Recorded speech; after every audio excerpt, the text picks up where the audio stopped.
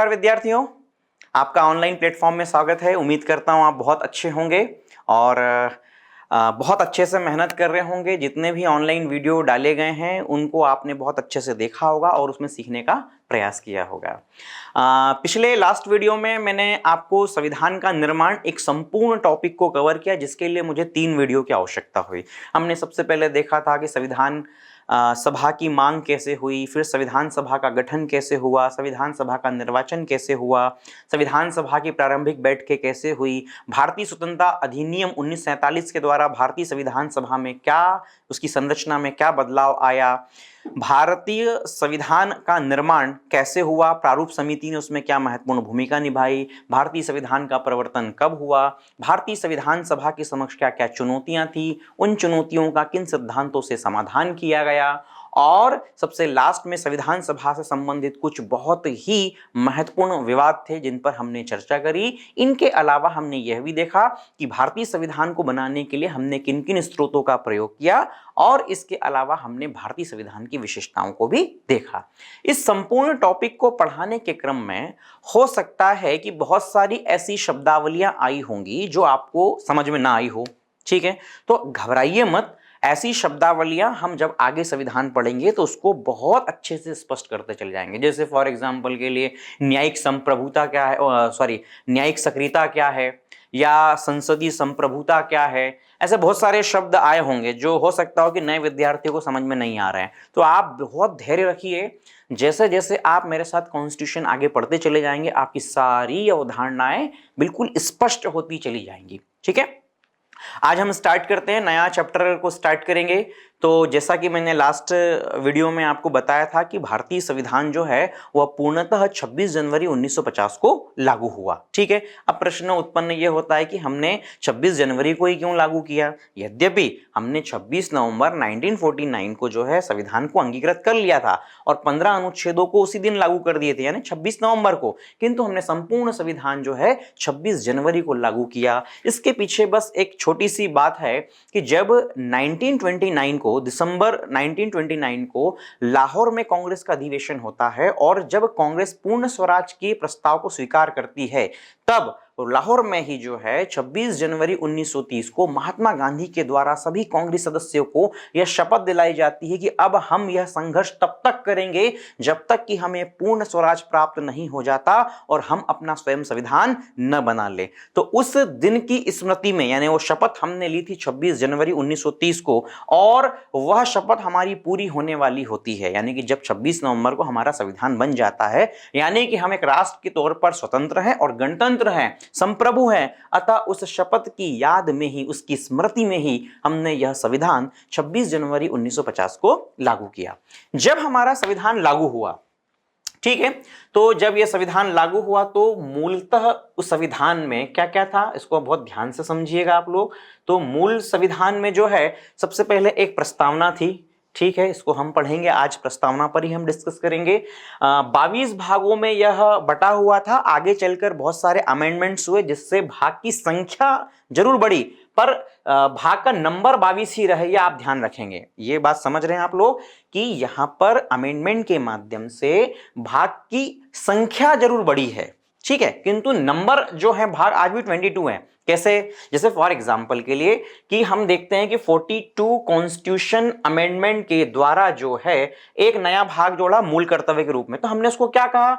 हमने उसे कहा भाग 4A कहा, यानी कि हमने नंबर में कोई चेंज नहीं किया। यानी कि पहले भाग 4 में नीति निषेध तत्व है और फिर भाग 4A में मूल कर्तव्य। इसी तरह जब हम पंचायती राज में आर्टिकल 243 को देखते हैं तो वहां पर भाग 9 यानी 9 और फिर भाग 9A और 9B दो रूप में, इस तरह से बढ़ गया। इसी तरह हम जो है आर्टिकल 323A देखते हैं जहां पर जो है कैट का प्रावधान है, प्राधिकरण का प्रावधान है।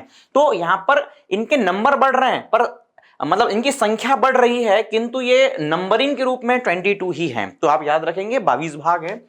अनुच्छेद जो है मूल संविधान में 395 थे, किंतु विभिन्न संशोधनों के माध्यम से अनुच्छेद की संख्या भी बढ़ी और लगभग ये मान के चलिए कि 450 से भी ज्यादा अनुच्छेद हो चुके हैं। पुनः यहां पर भी अगर हम नंबर की बात करें तो 395 ही है। अगर अनुच्छेद कोई बढ़ता है तो वो ए बी सी डी के फॉर्म में आगे बढ़ते हैं। इसको हम और आगे जब बढ़ते जाएंगे धीरे धीरे तो स्पष्ट होते जाएगा। जैसे अनुच्छेद 21 जीवन का अधिकार, तो हमने कोई संशोधन किया तो अनुच्छेद 21 ए कर दिया, यानी कि 21 है तो फिर हमने 21 ए कर दिया। तो इससे संख्या बड़ी है जरूर, किंतु नंबर एज इट इज रहे हैं उसके, मतलब 90 जो सीक्वेंस जो है वो 395 ही रहा है। ठीक है, मूल संविधान में अनुसूचियां कितनी थी? 8 अनुसूचियां थी। इनको भी हम आगे चलकर देखेंगे, समझेंगे। और अभी वर्तमान में इसमें बाद में विभिन्न संशोधनों के माध्यम से 4 संशोधन किए, उन संशोधनों के माध्यम से 4 अनुसूचियों को जोड़ा गया, यानी कि अभी वर्तमान में अनुसूचियों की संख्या कितनी है? 12 है। ठीक है, फर्स्ट कॉन्स्टिट्यूशन अमेंडमेंट के द्वारा जो है हमने 9th शेड्यूल को जोड़ा। उसके बाद में 52 कॉन्स्टिट्यूशन अमेंडमेंट के द्वारा हमने 10वीं अनुसूची को जोड़ा, जो दल बदल विधेयक के लिए है, दल बदल कानून के संदर्भ में है। उसके बाद में 73 कॉन्स्टिट्यूशन अमेंडमेंट के द्वारा हमने 11th शेड्यूल को जोड़ा और 74 कॉन्स्टिट्यूशन अमेंडमेंट के द्वारा हमने 12th शेड्यूल को जोड़ा। अगर मान लो आपसे प्रश्न पूछ लिया जाए कि भारतीय संविधान में कितनी अनुसूचियों का प्रावधान है, तो अभी कुल कितनी है? 12। किंतु प्रश्न इस तरह से पूछा जाए कि मूल संविधान में कितनी अनुसूचियां थी, तो कितनी होगी? 8 होगी। यहां पर ध्यान दीजिएगा। इसके बाद में संशोधन हुआ, तो अभी वर्तमान में 104 संविधान संशोधन हो चुके हैं। इन विभिन्न संविधान संशोधनों को हम संविधान संशोधन के टॉपिक में पढ़ेंगे और इसमें से कुछ महत्वपूर्ण संशोधनों पर हम चर्चा करेंगे, क्योंकि मेंस में इनसे भी प्रश्न आते हैं। ठीक है, तो ये ध्यान रखिए, सामान्य से जानकारी है। आगे चलते हैं। हम सबसे पहले किसको पढ़ेंगे आज? आज हम प्रस्तावना को पढ़ेंगे। ठीक, और प्रस्तावना में क्या क्या पढ़ेंगे तो उसको समझ लेते हैं। प्रस्तावना में हम सबसे पहले देखेंगे कि प्रस्तावना क्या होती है। दूसरा, प्रस्तावना की विषय वस्तु क्या है, उस विषय वस्तु में बहुत विस्तृत चर्चा करेंगे हम लोग। तीसरा, क्या प्रस्तावना संविधान का भाग है या नहीं है? क्या 368 के तहत यानी अनुच्छेद 368 के तहत संविधान प्रस्तावना में संशोधन किया जा सकता है या नहीं किया जा सकता है? इसके अलावा प्रस्तावना का क्या महत्व है, उसकी उपयोगिता क्या होगी, और प्रस्तावना की कुछ आलोचनाओं को देखते हुए हम निष्कर्ष पे चर्चा कर लेंगे, हम निष्कर्ष बताएंगे। ध्यान रखिए, मेंस के दृष्टिकोण से यह टॉपिक बहुत ही महत्वपूर्ण है। ठीक है, चलिए स्टार्ट करते हैं कि प्रस्तावना क्या होती है और प्रस्तावना के विषय वस्तु क्या है, इन पर चर्चा करते हैं। मुझे ऐसा उम्मीद है कि ये प्रस्तावना आप सभी लोगों ने पढ़ी होगी कि हम भारत के लोग भारत को संपूर्ण प्रभुत्व संपन्न समाजवादी, ठीक है, पंथ निरपेक्ष लोकतांत्रिक गणराज्य बनाना चाहते हैं। ये पूरी प्रस्तावना आपने पढ़ी होगी। ना पढ़ी है तो उसको पढ़ लीजिएगा अच्छे से, और इस पूरी प्रस्तावना को आप बहुत अच्छे से याद कीजिएगा। मध्य प्रदेश लोक सेवा आयोग में कई बार एज इट इज ये प्रस्तावना पूछी गई है और आपको कहा गया है कि प्रस्तावना को लिखिए। तो अगर आपको प्रस्तावना याद नहीं होगी तो आप इसको लिख नहीं पाओगे। और मध्य प्रदेश लोक सेवा आयोग में मैं ये उम्मीद करता हूं कि वो अपने परीक्षा में कभी भी पूछ सकता है 5 नंबर या 6 नंबर के प्रश्न में कि इसको लिख कर बताइए, तो आपको याद होनी चाहिए। ठीक, अब प्रस्तावना वस्तुतः होती क्या है? तो देखिए, जब भी कोई लेखक अपनी कोई एक किताब लिखता है तो उस किताब के प्रारंभिक पृष्ठ पर वह एक प्राकथन या एक भूमिका लिखता है, और उस भूमिका के माध्यम से या प्राकथन के माध्यम से वह यह स्पष्ट करता है कि वह किताब उसने क्यों लिखी, किताब लिखने का उसका उद्देश्य क्या है, किताब किस विषय पर लिखी गई है, किन श्रोताओं को उसका लाभ मिलेगा। कुल मिलाकर उस भूमिका में, एक पेज की भूमिका में, वह किताब का सार लिखने का प्रयास करता है। ठीक इसी तरह विश्व के जितने भी संविधान हैं उन संविधानों के प्रारंभ में एक भूमिका या प्रस्तावना होती है, और यह प्रस्तावना यह बताने का प्रयास करती है कि यह संविधान किन आदर्शों पर बना है, इस संविधान में किन लक्ष्यों को प्राप्त किया जाएगा, इस संविधान के माध्यम से हम सरकार कैसे बनाएंगे, सरकार का स्वरूप क्या होगा, राज्य और व्यक्ति का आपस में संबंध क्या होगा। इन सारे प्रश्नों के उत्तर कहां दिए जाते हैं? प्रस्तावना में दिए जाते हैं। यानी कि प्रस्तावना संविधान का वह महत्वपूर्ण कह सकते हैं कि भाग है, यानी संविधान का प्रथम पृष्ठ है। जैसे किताब का प्रथम पृष्ठ भूमिका लेखक की होती है, इसी तरह संविधान का प्रथम पृष्ठ जो है प्रस्तावना होती है। तो प्रस्तावना संविधान का वह महत्वपूर्ण भाग है जिसके आधार पर हम यह तय करते हैं कि संविधान के लक्ष्य क्या है, संविधान का स्वरूप क्या है, सरकार का स्वरूप क्या है, सरकार की संरचना कैसे होगी, व्यक्ति और राज्य के आपस में क्या संबंध होंगे। ठीक है, बात समझ में आ रही है आपको अच्छे से। यदि मान लो आपको प्रस्तावना से प्रश्न आता है और 3 नंबर में प्रस्तावना की परिभाषा लिखना है, या मान लीजिए लॉन्ग क्वेश्चन आता है और आपको स्टार्ट प्रस्तावना से करना है, तो आप ये संक्षिप्त सी परिभाषा उसमें उल्लिखित कर सकते हैं। पुनः दोहराता हूं, क्या लिखेंगे आप? प्रस्तावना संविधान का क्या है? एक महत्वपूर्ण भाग है, ठीक है, आधारभूत भाग है, ऐसा भी लिख सकते हैं, जिसमें संविधान के लक्ष्य, स्वरूप, दर्शन, प्रगति, उसके विचारों को क्या किया गया? उल्लेख किया गया है, सरकार के स्वरूप को बताया गया है और व्यक्ति राज्य के संबंध को स्पष्ट किया गया है, ठीक है। प्रत्येक देश के संविधान में एक प्रस्तावना होती है, क्लियर है, और उस प्रस्तावना के आधार पर ही क्या बनता है? संविधान बनता है, क्लियर है। अब भारतीय प्रस्तावना जो थी, जो हम देख रहे हैं जो पीछे, वो कैसे आई? तो मैंने आपको लास्ट क्लास में बताया था कि जब भारतीय संविधान सभा का गठन हुआ, कब हुआ था गठन? आपने रिवीजन किया होगा तो आपको याद होगा कब हुआ था। 9 दिसंबर 1946 को भारतीय संविधान सभा की प्रथम बैठक हुई थी। उस प्रथम बैठक में क्या हुआ था? सच्चिदानंद सिन्हा को, डॉक्टर सच्चिदानंद सिन्हा को अस्थायी अध्यक्ष के रूप में चुना गया था। और ठीक उसके 2 दिन के बाद 11 दिसंबर 1946 को डॉक्टर राजेंद्र प्रसाद को क्या किया गया? स्थायी अध्यक्ष के रूप में चुना गया। और उसके ठीक 2 दिन बाद 13 दिसंबर 1946 को पंडित जवाहरलाल नेहरू के द्वारा संविधान सभा में एक उद्देशिका प्रस्ताव, ऑब्जेक्टिव रेजोल्यूशन रखा गया था, ठीक है। यह ऑब्जेक्टिव रेजोल्यूशन जो था, यानी उद्देशिका प्रस्ताव जो था, उसमें यह स्पष्ट किया गया था कि यह संविधान सभा क्यों गठित हुई है और हम किन दर्शन, लक्ष्य, विचारधाराओं के आधार पर अपने देश का संविधान बनाने जा रहे हैं। उसमें उन मूलभूत बातों का उल्लेख किया गया था जिनके आधार पर संविधान का क्या करना था? निर्माण करना था। संविधान सभा ने इस उद्देशिका प्रस्ताव पर व्यापक विचार विमर्श किया और अंततः 22 जनवरी 1947 को यह उद्देशिका प्रस्ताव को क्या कर दिया? पारित कर दिया। यानी कि यह एक प्रकार का संविधान सभा के द्वारा पारित करने के बाद में यह घोषणा पत्र था संविधान सभा का कि अब हम जो संविधान बनाने जा रहे हैं वह इन दर्शन, विचारधारा और लक्ष्य के आधार पर ही बनेगा, ठीक है। तो जो उद्देशिका प्रस्ताव जो पारित हुई थी वही आगे चलकर भारतीय संविधान में क्या बन गई? प्रस्तावना बन गई है, ठीक है। मान लो आपसे प्रश्न पूछ लिया जाए कि प्रस्तावना कहां से आई है, तो यह पंडित नेहरू के द्वारा प्रस्तुत उद्देशिका प्रस्ताव ही आगे चलकर संविधान में क्या कहलाई? प्रस्तावना कहलाई है। अब इस प्रस्तावना को आप ध्यान से अच्छे से याद कर लीजिएगा, शब्दशः शब्द ऐसा ही याद होना चाहिए, कोई भी शब्द परिवर्तित नहीं होना चाहिए, ठीक है। प्रीलिम्स में तो उसके शब्द के सीक्वेंस पे भी प्रश्न बनते हैं, तो मेंस में भी आप एज इट इज याद कीजिएगा। ऐसा नहीं कि न्याय की जगह पहले स्वतंत्रता लिख दी या उसके पहले समानता लिख दी, ऐसा बिल्कुल भी नहीं होना चाहिए, एज इट इज सीक्वेंस में याद होना चाहिए, ठीक है। वैसे भी प्रत्येक भारतीय को अपने देश की प्रस्तावना तो याद ही होनी चाहिए, ठीक है। आगे चलते हैं। अब देखिए, मैंने आपको यह बताया कि प्रस्तावना क्या होती है।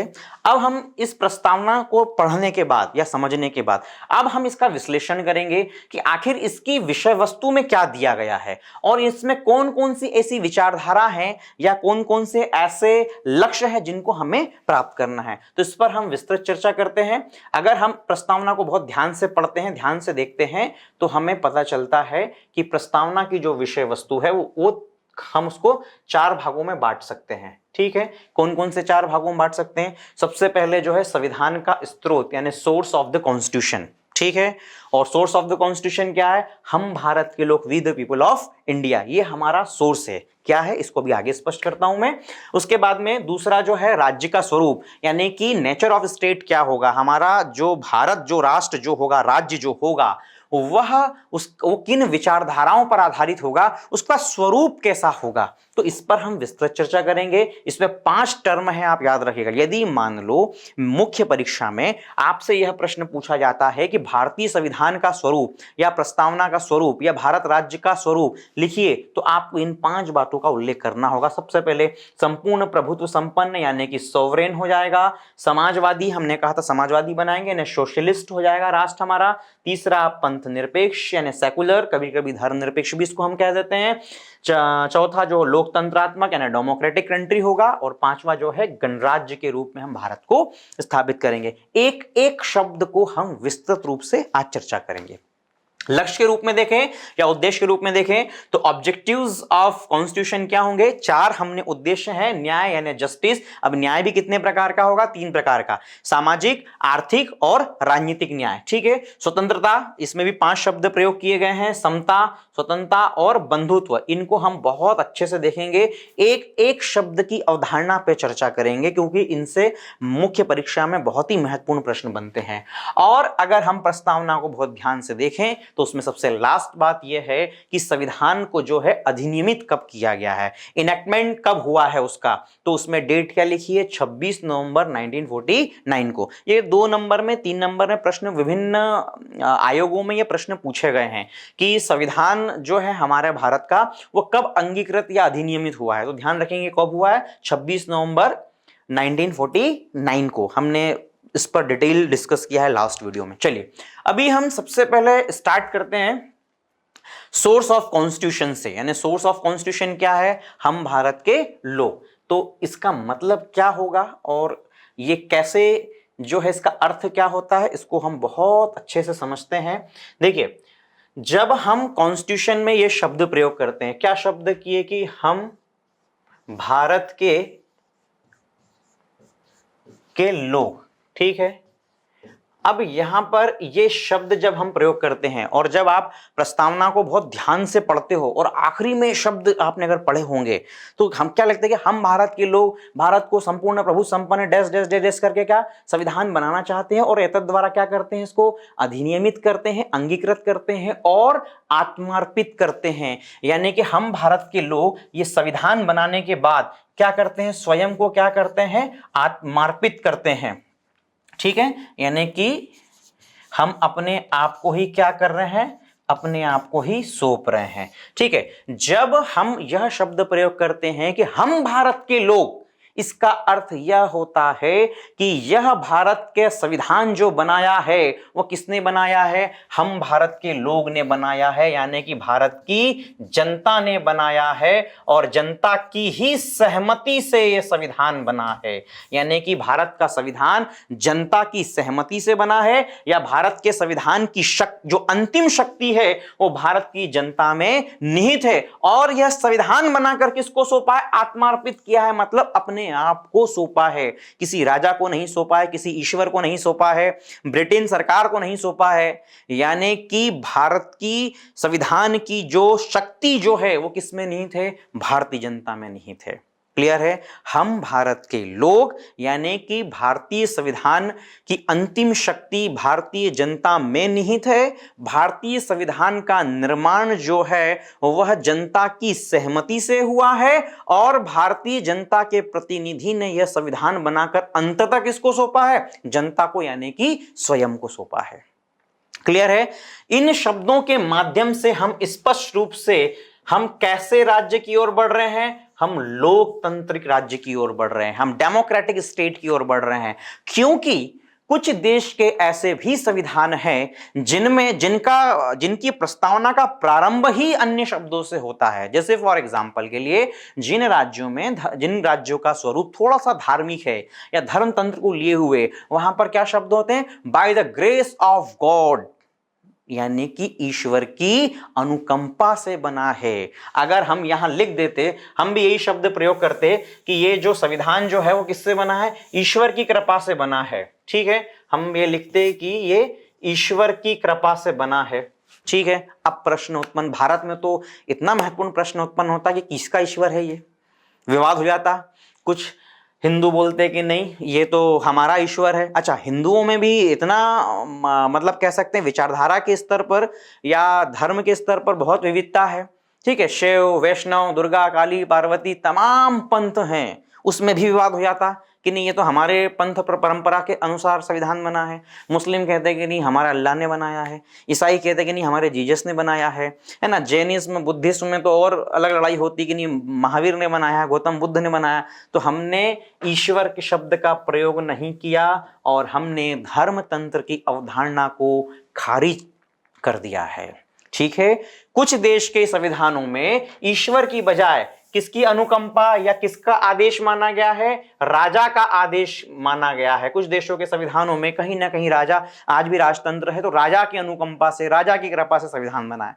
किंतु हमने यहां राजा की भी अवधारणा को खारिज कर दिया, हमने गणतंत्र की अवधारणा को अपनाया है। अतः हमने यह स्पष्ट रूप से कहा कि यह भारत का संविधान हम भारतीयों ने, हम भारत की जनता ने बनाया है। और किसको सौंपा है? अपने आप को ही सौंपा है। यानी कि भारत की जनता ही शासक है और भारत की जनता ही शासित है। यानी कि जनता ही शासक होगी और जनता ही शासित होगी। हमने किसी भी तरह के अंतर को स्वीकार नहीं किया है। ठीक है, जनता ही राजा है और जनता ही क्या है? प्रजा है। क्लियर है इस बात को? तो अगर आपसे 3 नंबर में पूछे कि भारतीय संविधान का स्रोत क्या है, तो प्रस्तावना में निःशब्द हम भारत के लोग जो हैं वही हमारा सोर्स है। यानी कि अंतिम शक्ति जनता में है और यह संविधान जनता की सहमति से ही निर्माण हुआ है। क्लियर है?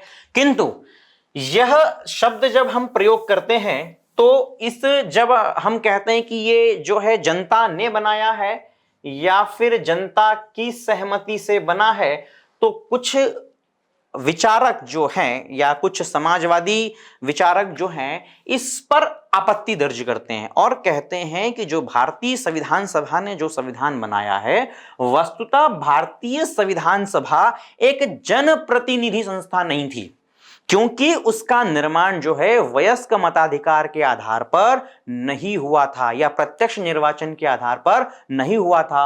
अतः यह कहना कि भारतीय संविधान जनता ने बनाया है यह उचित नहीं होता है। खासकर इस आलोचना में जो है समाजवादी चिंतक ज्यादा इसकी आलोचना करते हैं। तो इस पर मैंने लास्ट वीडियो में भी चर्चा की थी और हमने जब विवाद में देखा था कि इसकी संप्रभुता और जनप्रतिनिधित्व पर प्रश्न उठाए थे। हाँ, इस पर जनता के साथ साथ इसकी संप्रभुता पर भी प्रश्न उठाए थे कि वह संविधान सभा जो है वह संप्रभु नहीं है। तो मैंने इस पर लास्ट वीडियो में काफी डिटेल डिस्कस किया था, किंतु मैं फिर यहां संक्षिप्त चर्चा करना चाहूंगा कि जब हम यह कहते हैं कि भारतीय संविधान सभा जो है वह वास्तव में जनता का प्रतिनिधित्व नहीं करती थी, उसके कुछ कारण हैं, है ना, उसमें कुछ उसके तर्क दिए। पहला तो ये कि संविधान सभा का निर्वाचन जो हुआ था वह कैसे हुआ था? अप्रत्यक्ष रूप से हुआ था। यानी अप्रत्यक्ष रूप से कहने का मतलब है कि संविधान सभा के सदस्यों का जो निर्वाचन हुआ था वह तत्कालीन 11 प्रांतीय विधानसभाओं के सदस्यों के द्वारा किया गया था। ठीक है, यानी कि जनता ने डायरेक्ट इलेक्शन नहीं लड़ा था, मतलब चुनाव में भाग नहीं लिया था। दूसरा, जो प्रांतीय विधानसभाएं जो थी, यानी कि जो हम कह सकते हैं कि प्रांतीय विधानसभा भी जो थी, उन प्रांतीय विधानसभा का निर्माण भी जो है वह भी सीमित मताधिकार के आधार पर हुआ था। यानी कि इन प्रांतीय विधानसभा में उस समय जो भी विधायक या जनप्रतिनिधि चुने गए थे उनको, उनका निर्वाचन भी संपूर्ण भारत की जनता ने नहीं किया था। उनका चुनाव भी तत्कालीन भारत के 28% जनता ने ही किया था। यानी सीमित मताधिकार था, यानी कि कर, संपत्ति और शैक्षणिक योग्यता के आधार पर ही मतदान का अधिकार था। उन सीमित लोगों ने पहले प्रांतीय विधानसभा का चुनाव किया और इस प्रांतीय विधानसभा के सदस्यों ने जो है संविधान सभा के सदस्यों का चुनाव किया। अतः प्रांतीय विधानसभा के पास भी संपूर्ण जनप्रतिनिधित्व नहीं था। तीसरा, इसमें यह आलोचना करते हैं कि केवल चुनाव ही नहीं, संविधान सभा में कुछ जो है नामांकित सदस्य भी थे। नामांकित सदस्य कहने का मतलब है कि कुछ लोगों का मनोनयन यानी नॉमिनेशन हुआ था। जैसे कि देशी रियासतों की जितनी सीटें थी वह चुनाव के माध्यम से नहीं भरी गई थी, उनका जो मनोनयन जो है एक समझौता समिति के माध्यम से हुआ था। तो ये एक आलोचना है। इसके अलावा और इसमें यह आलोचना ये की जाती है कि चलो आपने संविधान सभा का जो निर्वाचन किया वो अप्रत्यक्ष किया और कुछ मनोनयन के माध्यम से किया, किंतु जब संविधान बन गया था तो उसके बाद तो उस संविधान को जनता के समक्ष सहमति के लिए रखा जाना चाहिए था, यानी उसका अनुमोदन किया जाना चाहिए था, वो भी नहीं किया। और इसकी संप्रभुता पर भी यह प्रश्न उत्पन्न होता है कि भारतीय संविधान सभा को जो शक्ति मिली थी संविधान की, वह किससे मिली थी, यानी किसने दी थी, ब्रिटिश सरकार ने दी थी। यानी कि ब्रिटेन ने जो है अपने पार्लियामेंट में एक प्रस्ताव पारित किया था, और उस प्रस्ताव यानी कैबिनेट मिशन के प्रस्तावों के आधार पर ब्रिटिश पार्लियामेंट ने जो है भारतीय संविधान सभा का गठन किया था। अतः उसकी संप्रभु शक्ति कहां थी, ब्रिटेन में थी। ऐसी कुछ आलोचनाएं हैं, किंतु हम इन आलोचनाओं को बहुत सूक्ष्म दृष्टिकोण से अगर विचार करें या देखें या तत्कालीन परिस्थितियों के संदर्भ में विचार करें, तो यह आलोचनाएं बहुत तार्किक प्रतीत नहीं होती है। ठीक है, जहां तक निर्वाचन की बात है, तो सबसे पहली और महत्वपूर्ण बात कि निर्वाचन का जो आधार है स्वयं कांग्रेस ने और मुस्लिम लीग ने तय नहीं किया था, ये तो कैबिनेट मिशन के प्रस्तावों के आधार पर किया गया था। और जब कैबिनेट मिशन भारत आया था, तब 1946 में भारत में बहुत ज्यादा सांप्रदायिक दंगे हो रहे थे, और खुद ब्रिटिश सरकार और कैबिनेट मिशन को यह लगा कि ऐसे सांप्रदायिक वातावरण में भारत में प्रत्यक्ष चुनाव नहीं किया जा सकता है, अतः अप्रत्यक्ष चुनाव के माध्यम से ही संविधान सभा का निर्माण होना चाहिए। दूसरा सबसे महत्वपूर्ण बात कि जो अप्रत्यक्ष चुनाव भी हुए, तो उसमें भी ऐसा नहीं है कि उसमें और कांग्रेस का बहुमत था, किंतु उसके बावजूद, उस अप्रत्यक्ष चुनाव होने के बावजूद तत्कालीन समय के जितने भी स्वतंत्रता सेनानी और जितने भी बड़े नेता थे, उन सबको संविधान सभा में प्रतिनिधित्व दिया गया था।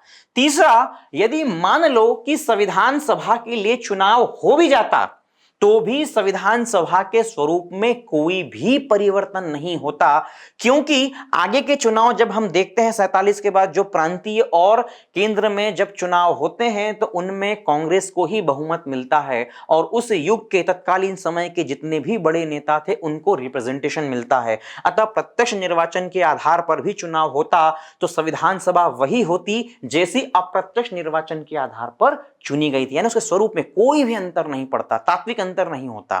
ठीक है, इसके अलावा जहां तक जनप्रतिनिधित्व की बात है, तो कांग्रेस ने पूरा प्रयास किया कि सभी क्षेत्र यानी कि सभी धर्म, जाति, संस्कृति क्षेत्र के लोगों को बराबर प्रतिनिधित्व दिया जाए। यदि हम संविधान सभा की संरचना पर विचार करते हैं, तो हम यह पाते हैं कि उसमें विभिन्न धर्म जैसे कि मुस्लिम भी थे, सिख भी थे, पारसी भी थे, ठीक है, और भी धर्मों को रिप्रेजेंटेशन दिया गया। उसके अलावा जातिगत दृष्टिकोण से देखें तो हमने सवर्ण के अलावा जाति जनजाति को भी रिप्रेजेंटेशन दिया, महिलाओं को प्रतिनिधित्व दिया हमने। तो हमने भारत के लगभग हर क्षेत्र से, हर जाति धर्म के लोगों को रिप्रेजेंटेशन दिया। उसको हमने पूरे भारत के सांस्कृतिक दृष्टिकोण से देखा गया है ना। ग्रेनविले ऑस्टिन ने तो उस पर टिप्पणी भी की थी कि भारतीय संविधान सभा जो है भारत की एक लघु झांकी है। यदि आपको भारत को समझना है तो आप भारतीय संविधान सभा को देख लीजिए, पूरे भारत की झांकी दिखती है वो।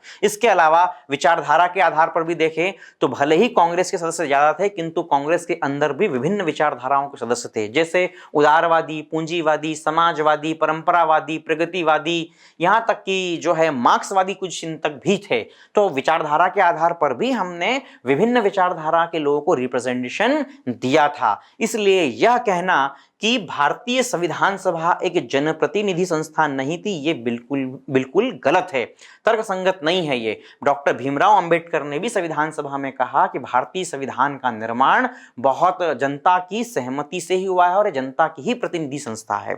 ठीक है, जहां तक संप्रभुता का प्रश्न उत्पन्न होता है, इस पर भी हमने चर्चा की थी कि भारतीय संविधान सभा का यद्यपि निर्माण ब्रिटिश सरकार के प्रस्ताव के द्वारा जरूर हुआ था, किंतु उसकी संप्रभुता भारतीय संविधान सभा में ही थी, है ना। संविधान सभा का जो संचालन जो है सभापति के द्वारा किया जाता था, और संविधान सभा ने अपने संविधान को लागू करने या किसी प्रस्ताव को पारित करने के लिए ब्रिटिश सरकार की अनुमति नहीं ली, उससे कोई भी रेटिफिकेशन नहीं करवाया है। स्वयं उस प्रस्ताव में यह प्रावधान था कि संविधान सभा का विघटन जो है इस संविधान सभा के सदस्य ही 2/3 बहुमत से कर सकते हैं। और 15 अगस्त 1947 के बाद, यानी कि जब माउंटबेटन प्लान लागू होता है और भारतीय स्वतंत्रता अधिनियम 1947 लागू होता है, तब उसमें भी यह स्पष्ट रूप से प्रावधान था कि भारत अब संप्रभु राष्ट्र होगा। संविधान सभा के पास में संप्रभुता थी, अतः यह आलोचना भी तर्कसंगत नहीं है, तार्किक नहीं है। ठीक है, तो अब पुनः मैं इस बात पर आता हूं कि यदि आपसे प्रश्न पूछा जाए कि भारतीय संविधान का स्रोत क्या है, तो हम क्या कहेंगे?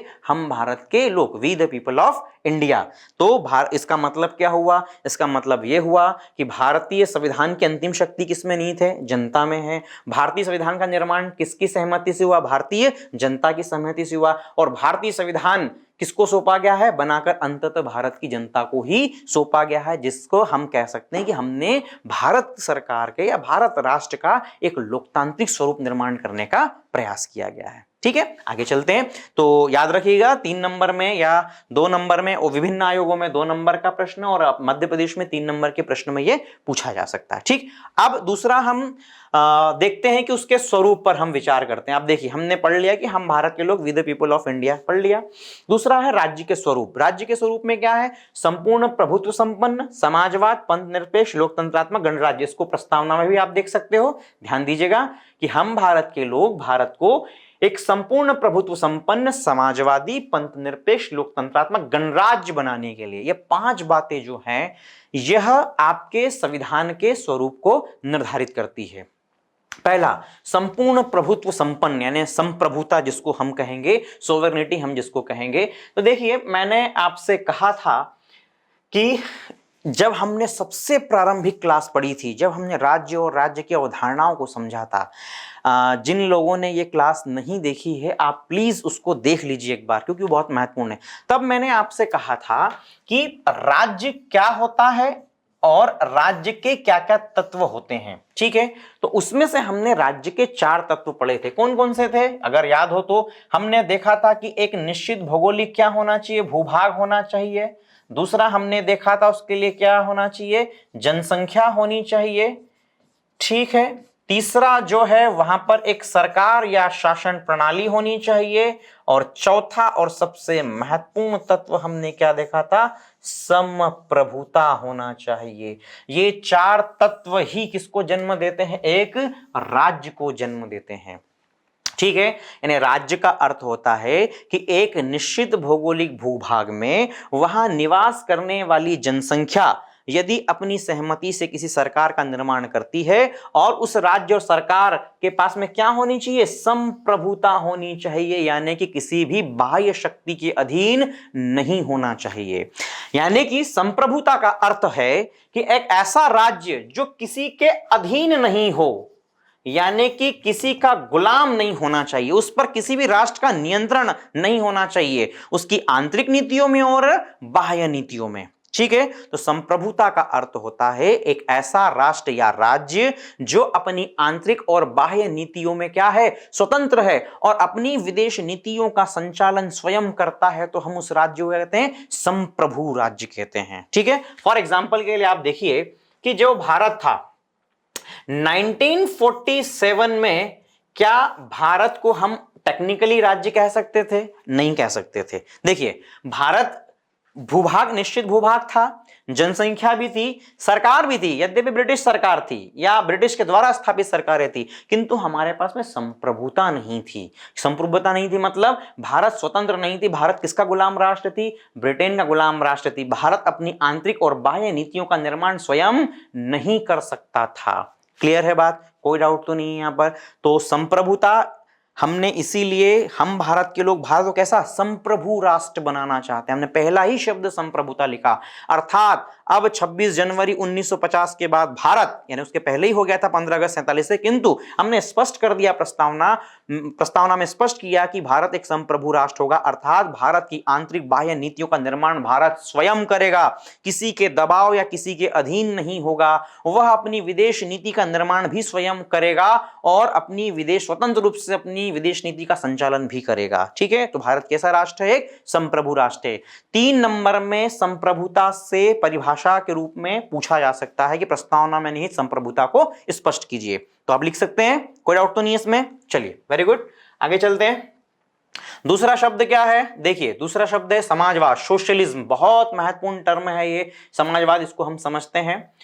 देखिए, मूलतः भारतीय प्रस्तावना में या मतलब भारतीय प्रस्तावना में समाजवाद शब्द नहीं था। यानी कि जब 26 जनवरी 1950 को हमने संविधान लागू किया था और उसमें जो प्रस्तावना थी उसमें समाजवाद शब्द नहीं था। शब्द नहीं था, किंतु हमारा संविधान कहीं ना कहीं समाजवाद विचारधारा के आधार पर ही निर्मित हुआ था। ठीक है, देखते हैं कैसे। तो देखिए, समाजवाद को समझने से पहले हमको कुछ और मूलभूत बातों को समझना होगा। बेसिकली समाजवाद शब्द या समाजवाद जो एक विचारधारा जो है वो किसके विपरीत में आई है? वह पूंजीवाद के विरोध में आई एक विचारधारा है। ठीक है, अब पूंजीवाद क्या है और समाजवाद क्या होता है, ठीक है, इसको हमें थोड़ा सा समझना होगा भारतीय समाजवाद को समझने के लिए। और भी इसमें बहुत सारी विचारधाराएं, मार्क्सवाद है, साम्यवाद है, जिस पर हम विस्तृत चर्चा करेंगे जब हम चिंतक पढ़ेंगे, क्योंकि चिंतक पढ़ते समय हमें इन विचारधाराओं को समझना पड़ेगा। यदि आप कहोगे तो मैं इस पर एक अलग से भी वीडियो बना दूंगा कि साम्यवाद, समाजवाद, मार्क्सवाद, नक्सलवाद सब क्या होते हैं, इन पर भी हम चर्चा कर सकते हैं। किंतु अब देखिए, ध्यान समझिए, पूंजीवाद और समाजवाद में एक बुनियादी बात जो हम है उसको देखते हैं कि जो उत्पादन के साधन होते हैं, ठीक है, अब ये उत्पादन के साधन कौन कौन से होते हैं? मीन्स ऑफ प्रोडक्शन जिसको हम कहते हैं। ठीक है, उत्पादन के साधन कौन कौन से होते हैं? तो क्लासिकल इकोनॉमिक्स में जब हम पढ़ते हैं तो उत्पादन के साधन 4 होते हैं। कौन कौन से होते हैं? सबसे पहले जो होता है हम कह सकते हैं भूमि होता है। ठीक है, भूमि के बाद में श्रम होता है, श्रम के बाद में पूंजी होती है, और पूंजी के बाद में हम कह सकते हैं साहस, यानी कि रिस्क, जोखिम जिसको हम कह सकते हैं। ये उत्पादन के साधन है। इन 4 साधनों के माध्यम से उत्पादन किया जाता है। ठीक है, तो जब इन उत्पादन के साधनों पर कैसा स्वामित्व हो? निजी स्वामित्व हो। कैसा स्वामित्व हो? निजी स्वामित्व हो। तो ऐसी विचारधारा क्या कहलाती है? पूंजीवाद कहलाती है। और जब उत्पादन के साधनों पर किसका? समाज का, या हम कह सकते हैं राज्य का स्वामित्व हो, तो यह कैसी विचारधारा कहलाती है? समाजवाद कहलाती है। बात समझ में आ रही है आपको अच्छे से? देखिए, जो उत्पादन के साधन है, उत्पादन के साधन मतलब एक वस्तु को उत्पादन करने में जिन साधनों की आवश्यकता होती है, भूमि होती है, श्रम होता है, पूंजी होती है और साहस होता है। जैसे भूमि, तो भूमि को हमने कहा कि एक निजी स्वामित्व की वस्तु, यानी कोई भी व्यक्ति भूमि को खरीद सकता है और बेच सकता है। और यह खरीद बेच किस शर्तों पे सकता है? यह बाजार शक्तियों से संचालित होगा। यानी श्रम, यानी कोई भी व्यक्ति पूंजीवादी राज्य में अपने श्रम को बेच सकता है और कोई व्यक्ति श्रम को खरीद सकता है, किंतु किन शर्तों पे खरीदेगा? बाजार की शर्तों पे खरीदेगा।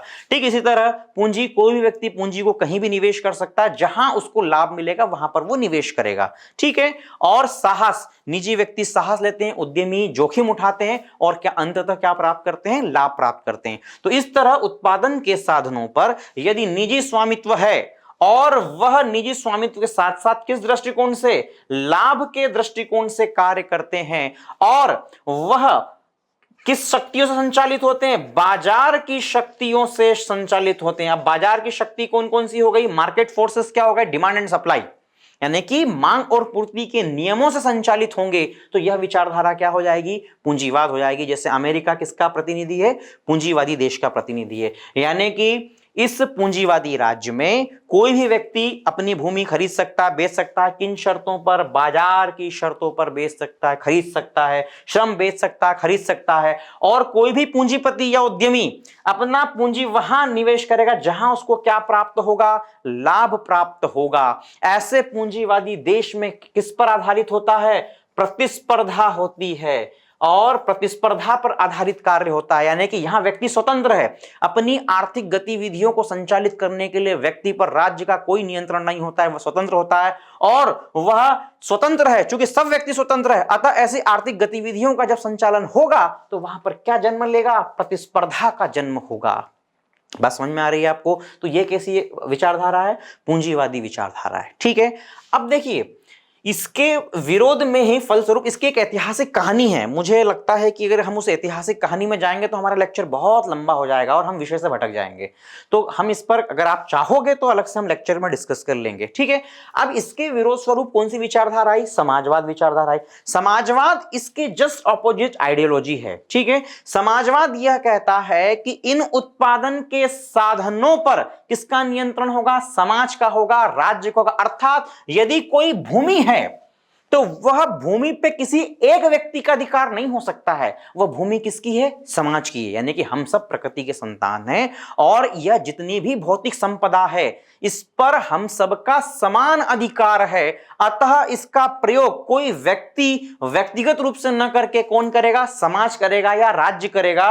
और ये किसके हित में करेगा? जनता के या समाज के हित में ही कार्य करेगा। तो यहां पर भूमि, इसी तरह श्रम, इसी तरह पूंजी और साहस, यानी कि सरकार ही उत्पादन करेगा तो सरकार ही रिस्क लेगा। और इन वस्तुओं का उत्पादन जो करेगा वह उत्पादन करके उसका नियंत्रण नियमन कौन करेगा? राज्य करेगा, समाज करेगा। उसका मुख्य उद्देश्य क्या है? जैसे पूंजीवाद का मुख्य उद्देश्य क्या है? लाभ कमाना है। इसी तरह समाजवाद का मुख्य उद्देश्य बेसिकली क्या है? समानता को स्थापित करना, या हम कह सकते हैं लोक कल्याण राज्य की अवधारणा को साकारित करना। लोक कल्याण राज्य मतलब वेलफेयर स्टेट के रूप में एस्टेब्लिश करना। क्लियर है? कोई डाउट तो नहीं है। अब चूंकि ऐसे उत्पादन के साधनों पर जब सरकार का या समाज का प्रभुत्व होगा और वही उसका नियंत्रण नियमन करेंगे, उसका संचालन करेंगे, तो क्या वहां पर प्रतिस्पर्धा होगी? नहीं होगी। यहां पर प्रशासनिक नियम होंगे। यानी कि हम कह सकते हैं कि प्रशासनिक यानी कि एक एडमिनिस्ट्रेटिव बॉडी के द्वारा उसका संचालन होगा। यहां कंपटीशन नहीं होगा, क्योंकि इसका उद्देश्य क्या है? समानता लाना। यानी कि इन उत्पादन के साधनों का वितरण कैसा करना है? हमको समान वितरण करना है। हमें लोक कल्याणकारी राज्य की अवधारणा को लागू करना है। लोक कल्याणकारी राज्य मतलब एक ऐसा राज्य जिससे जनता का क्या हो? कल्याण हो। और कल्याण कब होगा? जब हम अपने देश के, राज्य के, समाज के समस्त संसाधनों का वितरण कैसा करेंगे? समान करेंगे। और यह कार्य कौन करेगा? यह कार्य राज्य करेगा। यह कार्य कौन करेगा? समाज करेगा। यहां पर समाज की जगह सामान्यतः राज्य ही नियंत्रण करता है। क्लियर है? कोई डाउट तो नहीं है? बात समझ में आ रही है आपको? तो ये बेसिकली दो एक बुनियादी विचारधाराएं हैं, ठीक है, जो हर देश अपनी अपनी परिस्थिति के अनुरूप इसको ढालता है। चूंकि समाजवाद जब भी किसी राष्ट्र में गया तो समाजवाद ने अपने देशकाल परिस्थिति के अनुरूप अपना स्वरूप निर्धारण किया। ठीक है, हम कह सकते हैं कि यही समाजवाद जब यूरोप में लागू हुआ तो अलग दृष्टिकोण से लागू हुआ। यही समाजवाद जब सोवियत संघ चाइना में पहुंचा तो वह एक अलग साम्यवाद में परिवर्तित हो गया। यही समाजवाद जब एशियाई और अफ्रीकी राज्यों में महाद्वीपों में पहुंचा तो उसका स्वरूप अलग हो गया। तो हर राष्ट्र ने समाजवाद को अपनी देशकाल परिस्थिति के अनुरूप स्वीकार किया है। ठीक है, तो भारत ने जब यह समाजवाद को स्वीकार किया तो यह समाजवाद कैसा था? लोकतांत्रिक समाजवाद था। डेमोक्रेटिक सोशलिज्म को हमने एक्सेप्ट किया है। हमने मार्क्सवादी समाजवाद को नहीं अपनाया है। ध्यान क्लियर रहेगा ये। अब मार्क्सवादी समाजवाद क्या होता है ये भी एक बहुत बड़ी कहानी है, पर आप इतना याद रखिएगा कि हमने लोकतांत्रिक समाजवाद को अपनाया है। अर्थात हम समानता के उद्देश्य को और लोक कल्याण के उद्देश्य को जब लागू करेंगे, यानी कि इनको लागू करने के क्रम में जब समाजवाद की अवधारणा लेकर आएंगे तो हम लोकतंत्र के माध्यम से लाएंगे। हम अपनी जनप्रतिनिधि सरकारों को चुनेंगे और वह सरकार जो होगी, जनप्रतिनिधि को चुनेंगे, जनप्रतिनिधि सरकार को चुनेंगे और वह सरकारें ऐसी नीतियों, नियमों, कार्यक्रमों का निर्माण करेगी जिससे भारत में समानता आएगी और लोक कल्याणकारी राज्य की स्थापना होगी। क्लियर है? बात समझ में आ रही है? इसको उदाहरण से, अगर जटिल लग रहा हो तो मैं एक उदाहरण समझाता हूं। जैसे फॉर एग्जांपल के लिए ऐसा समझिए कि कोई मान लो एक गांव है, ठीक है, और उस गांव में जो है न शिक्षा की व्यवस्था, न स्कूल नहीं है, और उस गांव में न ही सड़क है, न ही उस गांव में कोई चिकित्सा व्यवस्था की सुविधाएं हैं। ठीक है, अब ऐसे गांव में ऐसे लोगों के लोक कल्याण के लिए, उत्थान के लिए क्या आज की तारीख में कोई पूंजीपति वहां पर अपनी पूंजी निवेश करेगा? क्या बड़े बड़े पूंजीपति उद्यमी जो है गांव में हॉस्पिटल खोलेंगे, गांव में स्कूल खोलेंगे, गांव के लिए सड़क बनाएंगे? नहीं बनाएंगे। क्यों नहीं बनाएंगे? क्योंकि उनका उद्देश्य क्या है? अधिक से अधिक लाभ कमाना। और उनको पता है कि अगर मैं गांव में इन चीजों की स्थापना करूंगा तो लाभ नहीं हो पाएगा। किंतु समाजवाद में जब सरकार होगी तो ऐसी सरकार उस गांव में क्या करेगी? उस गांव में क्या करेगी? उस गांव में स्कूल भी खोलेगी, उस गांव में चिकित्सा के लिए प्राथमिक चिकित्सा केंद्र भी खोलेगी, उस गांव में बिजली पहुंचाएगी, उस गांव में सड़क भी उपलब्ध कराएगी। क्यों? क्योंकि जो हमारे संसाधन है उसका वितरण कैसा होना चाहिए, समान होना चाहिए। लाभ कमाना उद्देश्य नहीं है, जनता का लोक कल्याण करना उद्देश्य है। तो भारत ने यानी भारतीय संविधान सभा ने समाजवाद की अवधारणा को अपनाया और समाजवाद के माध्यम से हमने सामाजिक आर्थिक न्याय की स्थापना करी और सामाजिक आर्थिक न्याय स्थापित करके हम जनता को बिल्कुल समतामूलक बनाना चाहते थे। ठीक है, अब यह समाजवाद की स्थापना विशुद्ध रूप से देखा जाए तो नीति निर्देशक तत्व में की गई है। अनुच्छेद 36 से लेके जब हम 51 तक नीति निर्देशक तत्वों का अध्ययन करेंगे तो उसमें बहुत सारे ऐसे प्रावधान हैं जो स्पष्ट रूप से समाजवाद की स्थापना करते हैं। खासकर आर्टिकल 39B और 39C तो समाजवाद की ही स्थापना करते हैं। ठीक है, कोई डाउट तो नहीं है। मैं पुनः एक बार दोहरा देता हूं कि जब हम समाजवाद, अगर आपसे एग्जाम में पूछा जाता है या समाजवाद लिखने के लिए पूछा जाता है मुख्य परीक्षा में, तो समाजवाद वह विचारधारा है जो भौतिक राज्य के या समाज के भौतिक संसाधनों का या उत्पादन के साधनों का नियंत्रण, नियमन और संचालन करती है और समानता के आधार पर क्या करती है, उनका वितरण करती है, जिसका अंतिम उद्देश्य क्या है, लोक कल्याणकारी राज्य की स्थापना करना है। भारतीय समाजवाद मार्क्सवादी समाजवाद न होकर क्या है, एक लोकतांत्रिक समाजवाद है, यानी कि हम समाजवादी लक्ष्य को लोकतांत्रिक तरीकों से प्राप्त करना चाहते हैं। ठीक है, इसको डिटेल में हम और पढ़ेंगे। जब हम डीपीएस पढ़ेंगे तो हम समाजवाद को और विस्तृत रूप से देखेंगे कि भारतीय संविधान ने समाजवाद को कैसे लागू किया है। ठीक है, तो मुझे लगता है कि आपको समझ में आया होगा। ये पुनः दोहरा रहा हूं कि यदि आपको कोई कंफ्यूजन लगता है, जैसे लाइक पूंजीवाद और समाजवाद, मार्क्सवाद, साम्यवाद में अगर कोई भी आपको दिक्कत आती है समझ में, तो हम इस पर एक अलग से वीडियो बना के इस पर विभिन्न विचारधाराओं पर चर्चा कर लेंगे। वैसे जब मैं चिंतकों को पढ़ाऊंगा तो उन चिंतकों पर विशेष रूप से चर्चा करूंगा। ठीक, आगे चलते हैं हम लोग।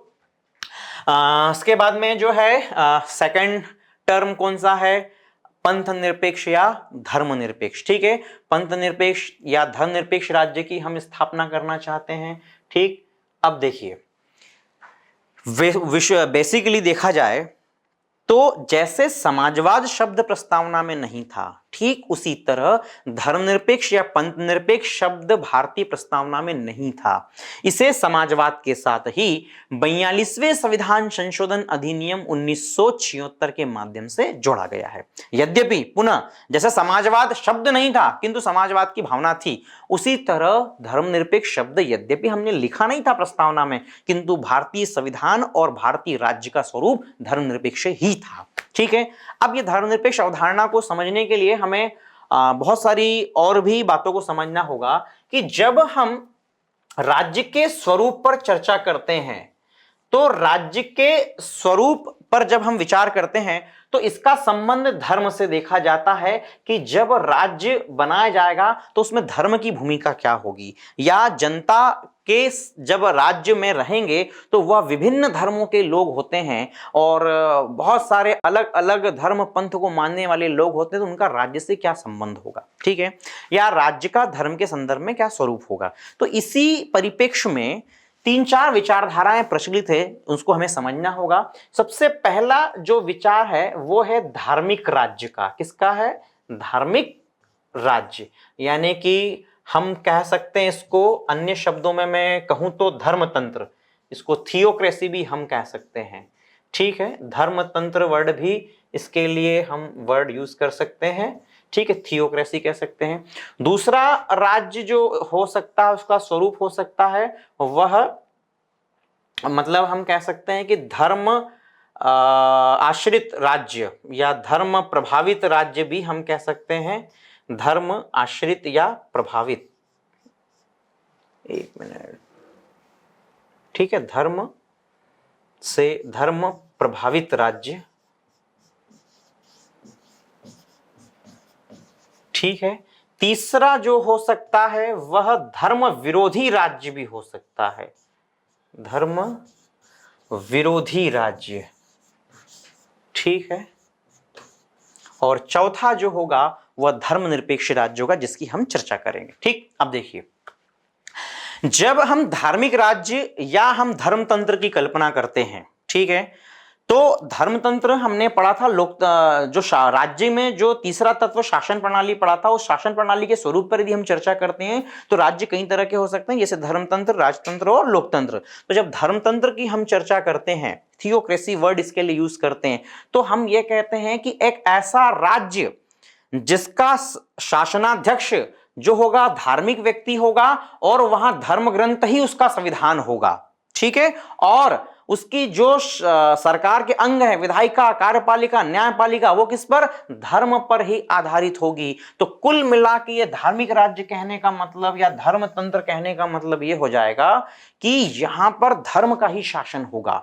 जैसे एग्जाम्पल के लिए वेटिकन सिटी हम कह सकते हैं, या हम कह सकते हैं तिब्बत में भी हम कह सकते हैं। तो ऐसे राज्य जो धर्म से ही शासित होते हैं, यानी धर्म के ही अनुसार कानून बनेगा, कोई धार्मिक अधिकारी ही कानूनों को लागू करेगा और धार्मिक व्यक्ति ही क्या करेगा? न्याय करेगा। और वहां का राष्ट्राध्यक्ष भी क्या होगा? एक धार्मिक व्यक्ति ही होगा या धर्माचारी ही होगा। तो ऐसा धर्मतंत्र है। अब आज की स्थिति में ऐसा राज्य अब नहीं है, तो हम कह सकते हैं कि ऐसे राज्य नहीं है। पर हाँ, एक एग्जांपल वेटिकन सिटी उसी तरह से। दूसरा जो है, दूसरे राज्य धर्म प्रभावित राज्य, या इसको भी हम धार्मिक राज्य ही कह सकते हैं। धर्म प्रभावित राज्य मतलब कि एक ऐसा राज्य जिसकी शासन प्रणाली या जहां की सरकार जो है किसी धर्म को अपना राजकीय धर्म मानती हो, यानी ऑफिशियल रिलीजन मानती हो। यहां पर ध्यान दीजिएगा, यानी कि राजकीय रूप में किसी न किसी एक धर्म को स्वीकार करती है, तो ये धर्म प्रभावित राज्य हो जाएगा। जैसे फॉर एग्जांपल के लिए पाकिस्तान है, ईरान है, इराक है, जितने भी गल्फ कंट्रीज हैं, सामान्यतः वह स्टेट पूर्ण रूप से धर्मतंत्रीय नहीं है, किंतु वह अपने ऑफिशियल रिलीजन के रूप में एक धर्म को स्वीकार करते हैं। तो यहां पर राजकीय धर्म के रूप में एक धर्म को स्वीकार किया जाता है और उसी धर्म के सिद्धांतों के आधार पर कानून बनाने का प्रयास किया जाता है, ठीक है। तो ये दूसरा जो हो गया धर्म प्रभावित राज्य, या उसका स्वरूप भी धार्मिक तरह से ही होता है, किंतु पूर्णता नहीं होता है। बस एक ऑफिशियल रिलीजन अपना लिया और उस ऑफिशियल रिलीजन के आधार पर ही क्या किया है, हमने अपनी नीतियों कार्यक्रमों का निर्माण करते हैं, ठीक है। कोई डाउट तो नहीं है। तीसरा जो है वो है धर्म विरोधी राज्य है। धर्म विरोधी राज्य क्या कहता है? धर्म विरोधी राज्य सामान्यतः जो राष्ट्र साम्यवादी विचारधारा को मानते हैं या साम्यवादी विचारधारा को स्वीकार करते हैं, तो ऐसे विचारधारा वाले मानने वाले राष्ट्र सामान्यतः धर्म का विरोध करते हैं। जब हम मार्क्सवाद को देखते हैं और मार्क्सवाद से ही जब साम्यवाद पर पहुंचते हैं, तो मार्क्सवाद के दर्शन में धर्म को जो है निषेध किया गया, धर्म को अफीम कहा गया है। उनका यह मानना है कि मानव जीवन में धर्म ने लोगों का जितना हित नहीं किया है, उतना ज्यादा लोगों क्या किया है? अहित किया है। अतः धर्म को निजी जीवन से क्या कर देना चाहिए? हटा देना चाहिए, अस्वीकार कर देना चाहिए। ऐसे राज्य में धार्मिक स्वतंत्रता नहीं होती है। फॉर एग्जाम्पल के लिए सोवियत संघ या चीन को हम देख सकते हैं कि वह साम्यवादी देशों में आते हैं, तो यह धर्म विरोधी राज्य हो जाएंगे। अब इन तीनों से पृथक एक चौथा जो राज्य का स्वरूप होता है, वो क्या होता है? धर्मनिरपेक्ष राज्य। अब देखिए, धर्मनिरपेक्ष राज्य कहने का अर्थ क्या होगा? जब हम धर्मनिरपेक्ष राज्य कहते हैं तो यहां पर इसका अर्थ यह होगा कि ना तो हम धर्म का पूर्णतः क्या कर रहे हैं? विरोध कर रहे हैं। हमने पूर्णतः धर्म का विरोध नहीं किया है, और न ही हमने धर्म को जो है किसी एक राजकीय धर्म के रूप में स्वीकार किया है, ठीक है। यहां पे ध्यान दीजिएगा कि ना तो हमने जो है धर्म का, एक धर्मनिरपेक्ष राष्ट्र वैसा होगा कि जो धर्म को पूर्णतः स्वीकार नहीं करेगा। ऐसा नहीं कि साम्यवादी देशों की तरह जो धर्म को निजी जीवन से भी हटा दो और धर्म की कोई स्वतंत्रता नहीं होगी, और न ही धर्म विशेष को राजकीय धर्म के रूप में, ऑफिशियल रिलीजन के रूप में स्वीकार करेगा। यानी ये दोनों अवधारणाओं को वो काट देता है। यानी कि धर्मनिरपेक्ष राज्य या धर्मनिरपेक्ष विचारधारा एक ऐसी विचारधारा है जो यह मानती है कि राज्य का कोई भी राजकीय धर्म नहीं होगा, कोई ऑफिशियल रिलीजन नहीं होगा, और उसके राज्य में सभी लोग धर्म के दृष्टिकोण से, यानी राज्य की नजर में सभी लोग समान होंगे और धर्म के आधार पर किसी के साथ कोई भेदभाव नहीं किया जाएगा। यानी कि प्रत्येक व्यक्ति को क्या होगी? स्वतंत्रता होगी। और किसकी स्वतंत्रता होगी? धर्म को मानने की स्वतंत्रता होगी। क्लियर है? तो यहां पर धर्मनिरपेक्षता के दो अर्थ आ जाएंगे। पहला क्या हो जाएगा कि धर्मनिरपेक्षता का अर्थ है कि धर्मनिरपेक्ष राज्य वह राज्य होगा जो किसी भी तरह से किसी राजकीय धर्म को स्वीकार नहीं करेगा, उसका कोई ऑफिशियल रिलीजन नहीं होगा, है ना। जब भी वह अपनी नीतियों कार्यक्रमों का निर्माण करता है या अपने कानून का निर्माण करता है तो उसकी नजर में सभी धर्म क्या होंगे, समान होंगे, अर्थात किसी भी व्यक्ति के साथ में धर्म के आधार पर कोई भेदभाव नहीं होगा। और ऐसे राज्य में प्रत्येक व्यक्ति को क्या होगी, धर्म की स्वतंत्रता होगी, यानी कि निजी जीवन में सार्वजनिक या सरकार के दृष्टिकोण से कोई धर्म नहीं अपनाया जाएगा, उसकी नीतियों योजनाओं कानूनों में नहीं होगा, किंतु निजी जीवन में प्रत्येक व्यक्ति क्या होगा, स्वतंत्र होगा, वह धर्म को अपना सकता है, मान सकता है, अपने आचरण में ला सकता है। ठीक है, अब भारत ने इस विचारधारा को क्यों अपनाया? तो देखिए, भारत में इस विचारधारा को अपनाने के पीछे उसकी ऐतिहासिक, धार्मिक, सांस्कृतिक, भौगोलिक पृष्ठभूमि कार्य करती है।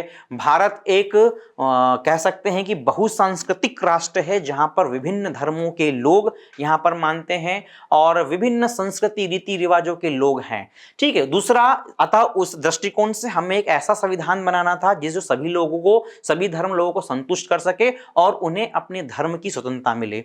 दूसरा, जब 1947 में भारत का विभाजन हुआ था तो भारत के विभाजन के स्वरूप कई सारे मुस्लिम ऐसे भी थे जो पाकिस्तान नहीं जाना चाहते थे, वो भारत में ही रहना चाहते थे। अतः हमारी संविधान सभा ने मुस्लिम अल्पसंख्यक समुदाय को यह श्योर किया कि भारत में कोई भी धार्मिक राष्ट्र नहीं बनेगा या हिंदू राष्ट्र नहीं बनेगा, अपितु भारत कैसा होगा, धर्मनिरपेक्ष राष्ट्र होगा। यहां प्रत्येक अल्पसंख्यक समुदाय को अपने धर्म को मानने की क्या होगी, स्वतंत्रता होगी, वह उसको धर्म की आजादी होगी, वो उस धर्म की आजादी को अभिव्यक्त भी कर सकता है। ठीक है, तो इस तरह हमने यहां पर धर्मनिरपेक्षता की अवधारणा को अपनाया।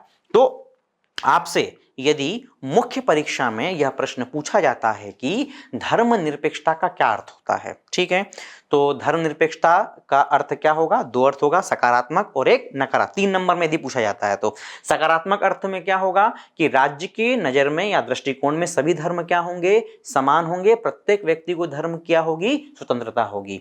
और दूसरा क्या होगा नकारात्मक दृष्टिकोण में कि राज्य का अपना कोई भी राजकीय धर्म नहीं होगा और न ही राज्य धर्म के आधार पर कोई भेदभाव नहीं करेगा। इसकी धर्मनिरपेक्षता की स्थापना विस्तार रूप से हम लोग देखेंगे कि बहुत सारे अनुच्छेद है जहां पर धर्मनिरपेक्षता स्पष्ट रूप से झलकती है। आर्टिकल 15 और 16 में हम देखते हैं जब राज्य कहता है कि राज्य अपने नागरिकों के मध्य धर्म के आधार पर विभेद नहीं करेगा। आर्टिकल 25 जब कहता है कि प्रत्येक व्यक्ति को अपनी अंतरात्मा के आधार पर किसी भी धर्म को मानने की, आचरण में लाने की और प्रचार करने की क्या है, स्वतंत्रता है। आर्टिकल 25 के ही माध्यम से व्यक्ति धर्मांतरण भी कर सकता है। मतलब भारत की खूबसूरती देखिए कि किसी व्यक्ति को लगता है कि उसे अपना धर्म बदलना है तो वह धर्मांतरण भी कर सकता है, किंतु ऐसा धर्मांतरण शोषण के आधार पर, लालच के आधार पर, जोर जबरदस्ती से नहीं होना चाहिए। वो किस आधार पर, अंतरात्मा के आधार पर, कॉन्साइंस के आधार पर होना चाहिए। ठीक है, इस पे विस्तृत और अभी हम आगे चर्चा करेंगे। अच्छा, यहां से कुछ और महत्वपूर्ण प्रश्न बनते हैं मुख्य परीक्षा में, जैसे कि धर्मनिरपेक्षता से आप क्या समझते हैं, भारतीय संविधान के ऐसे कौन कौन से प्रावधान हैं जो भारत को धर्मनिरपेक्ष राष्ट्र बनाते हैं, एक प्रश्न हो गया। दूसरा कि धर्मनिरपेक्षता से आप क्या समझते हैं और क्या आपको लगता है कि भारतीय संविधान के प्रावधानों से एक धर्मनिरपेक्ष राष्ट्र बनाते हैं, इस पे भी चर्चा की जा सकती है। यानी डिबेट, ये पहला प्रश्न सिंपल प्रावधान वाला था, दूसरा प्रश्न में डिबेट है ये क्या वाकई में भारत एक धर्मनिरपेक्ष राष्ट्र है, तो इस पर एक डिबेट है। अब देखिए, इस डिबेट को हम तब तक डिस्कस नहीं कर सकते जब तक कि मैं आपको फंडामेंटल राइट ना पढ़ा दूं, जब तक मैं आर्टिकल 25 से लेकर 28 तक धार्मिक प्रावधानों को ना पढ़ा दूं, तब तक इस पर हम चर्चा करूंगा तो आपको बहुत सारी बातें समझ में नहीं आएगी। तो धर्मनिरपेक्षता से जितने प्रश्न बनते हैं वो हम आर्टिकल 25 जब पढ़ेंगे तब हम स्पष्ट करेंगे। क्या भारत एक धर्मनिरपेक्ष राष्ट्र है या नहीं, इस पर भी हम डिस्कस करेंगे। आप लोगों के भी विचारों का स्वागत करूंगा उसमें कि क्या आपको लगता है धर्मनिरपेक्ष राष्ट्र है या नहीं है। चलिए, तो ये धर्मनिरपेक्षता हो गई, इसको याद रखिएगा। तीसरा 3 पॉइंट पढ़ लिए। चौथा पॉइंट है डेमोक्रेसी, लोकतंत्र। हम लोकतंत्र पर पहले वीडियो में बहुत विस्तृत चर्चा कर चुके हैं। लोकतंत्र का अर्थ होता है या उसका लोकतंत्र का मतलब जनता का शासन होता है। तो लोकतंत्र एक ऐसी शासन प्रणाली है जिसमें जनता स्वयं या अपने प्रतिनिधियों के माध्यम से शासन करती है और अंतिम शक्ति किसमें होती है, जनता में होती है। हमने विस्तृत डिस्कस किया था। लोकतंत्र के कई प्रकार हैं, जैसे प्रत्यक्ष और अप्रत्यक्ष लोकतंत्र। तो प्रत्यक्ष लोकतंत्र में जनता भागीदारी लेती है, पूर्ण रूप से भागीदारी लेती है, किंतु जिन राष्ट्रों का कह सकते हैं बहुत बड़े होते हैं, भौगोलिक दृष्टिकोण से बहुत बड़े होते हैं, जनसंख्या बहुत ज्यादा होती है, वहां पर अप्रत्यक्ष लोकतंत्र की अवधारणा को अपनाया जाता है, क्योंकि वह अपने प्रतिनिधियों के माध्यम से शासन करते हैं। पहले अपने प्रतिनिधियों को चुनते हैं, फिर वह सरकार को चुनती है और वह सरकार संपूर्ण देश पर शासन